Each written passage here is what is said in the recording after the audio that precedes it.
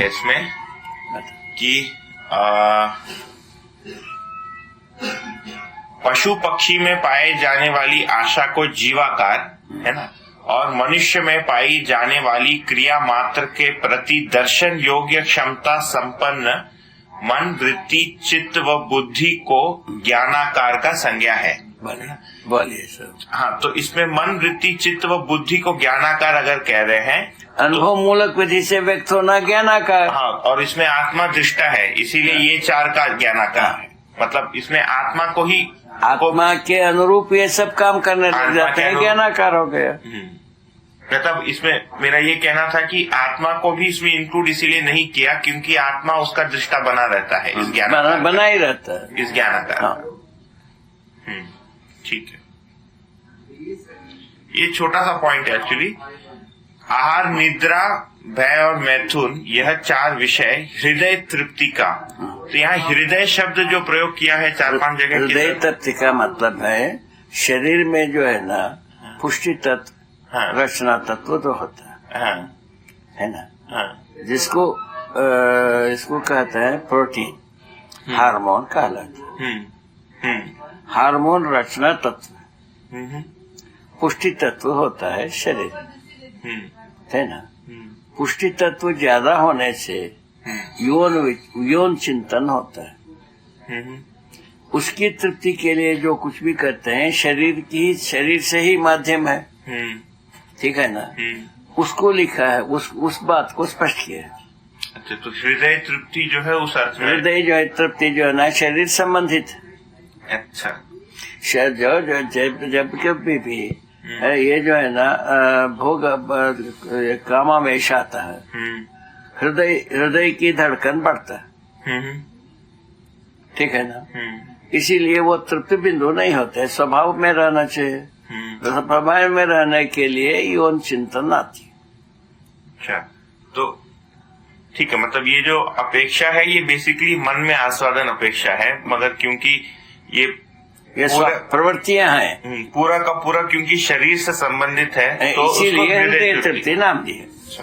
ठीक तो है, ठीक हो गया, व्याख्या ठीक हो गई।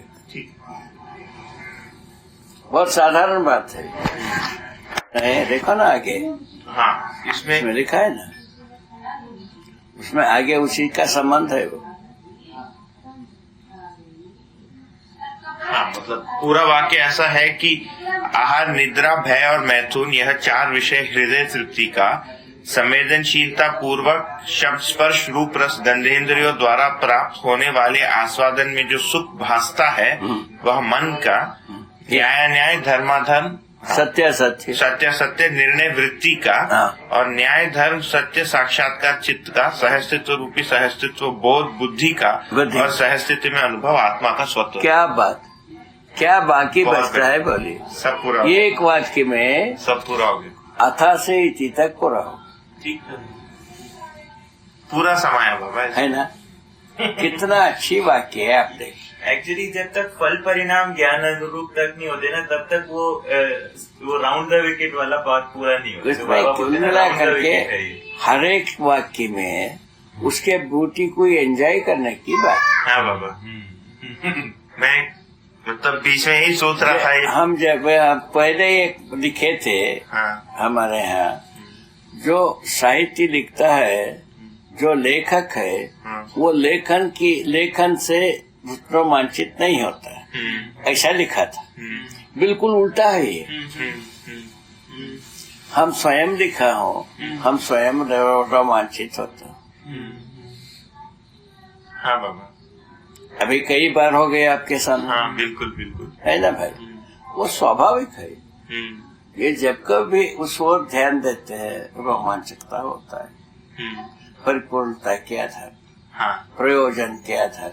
हाँ, अभी रोमांचकता को यहीं तक रखे हैं हाँ, साहित्यकार, तो शब्द, स्पर्श, रूप, रस, गंधेंद्रियों में उत्तेजना होना, इसी को रोमांचकता माना। अपन क्या माने हैं? नियम, नियंत्रण, संतुलन, न्याय, धर्म, सत्य प्रमाणित होने की प्रक्रिया से रोमांचकता होना। अभी जो अपना अपने को जो रोमांचकता होती है इसी आधार पर होता है। नियम नियंत्रण संतुलन न्याय धर्म सत्य में प्रमाणित होने की विधि से रोमांचक होना, उत्साहित होना, प्रवृत्त होना, प्रमाणित होना, इतना स्टेज ऐसा इसके साथ।